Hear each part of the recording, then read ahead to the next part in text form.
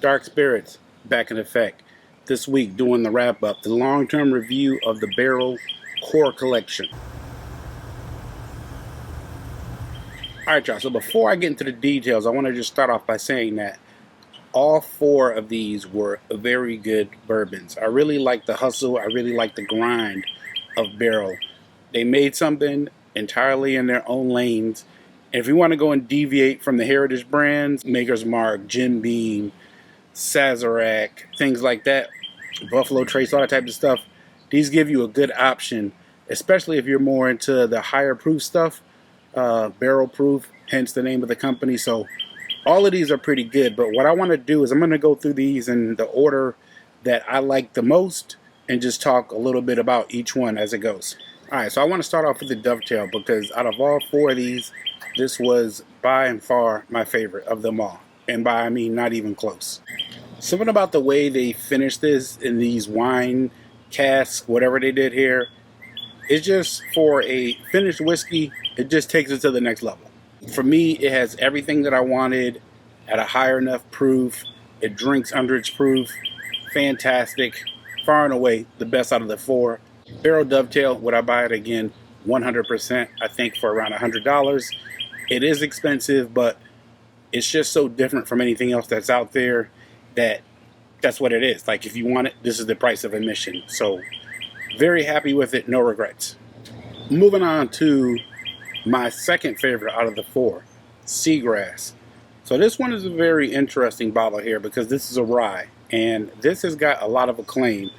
And that's probably very interesting because a lot of people don't really drink rye. Rye drinkers in the American whiskey community are a small subset. So the fact that this got so much noise, I was like, okay, I gotta try this. I think that is a very good rye. And the fact that it's a finished rye, it kind of gives you something different. I think that they did a good job here, but I think the market for this one is going to be a very, very small subset of people. Who is the Seagrass for? Probably the Seagrass is for that subset of rye drinkers that have had Knob Creek rye, that have had Sazerac rye, that have had Elijah Craig rye, that have had the Wilderness Trail rye, etc. Fantastic rye. Now, here's the but. The only but is, for around like $100, I don't really drink enough rye for me to want to splurge on a really exceptional rye. And this is, but if I'm a rye person, I would recommend this rye. For me, I'm good enough with that Wilderness Trail rye that I've had. I think that is just for around $60 cask strength. I think that gives me everything that I need in a rye. This here is like a dessert type of rye, something different, but good, no problems.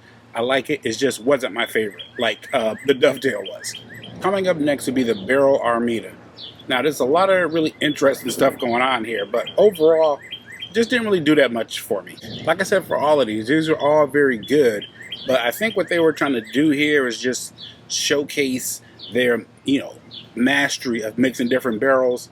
I think that it's a very good finished barrel-proof bourbon, but I think that, I could probably get Maker's Mark 46 cask strength and be just as happy with that for like half the price. So it's not a diss, I'm just saying, like, I don't think I'm who this is for. Okay, and last but not least is going to be the Barrell Vantage, which is the newest one. Alright, so if you guys remember on the very first video that I did for this, I was saying how pretty sure this Vantage is supposed to be like for the Toasted Oak crowd, and I wasn't in that crowd. Turned out I was right. As I tried this, it developed into a very good Toasted Oak product. So if you like that oak water, new oak, kind of a little bit of sharpness, it's perfect for that at cask strength. This is for probably somebody who likes maybe Elijah Craig Toasted Barrel and they want to take it to the cask strength level. I'm not in that audience, so that's why it finished 4 out of 4 for me. But hey, if you like that, I would say go ahead and give it a try, maybe at a bar, just to see if you like it, because I know that those wood tannins can be very polarizing, but for me, I didn't get it. So that was my take of the 4. All right, so wrapping up today, I did my long-term review of the Barrell Core Collection. I think out of the 4, the Dovetail was my favorite, followed by the Barrell Seagrass Rye. The Armida was probably my least favorite, and the 4 was kind of, I'm not really a toasted oak person, so I probably wouldn't never get that again. Which one would I buy again? Obviously, probably the Dovetail. And I think what I want to do is maybe get like the gray level Dovetail just to see if that could be like a. It seems like that has the potential to be like a special occasion type of deal because it's just so different and so fruity and delicious from anything that I've ever had. I think I really enjoy that. But that's what I got for all 4 of these. If you have any of these, please leave a comment. Let me know what your favorite is. Dark Spirits, I'm out. See you on the next video.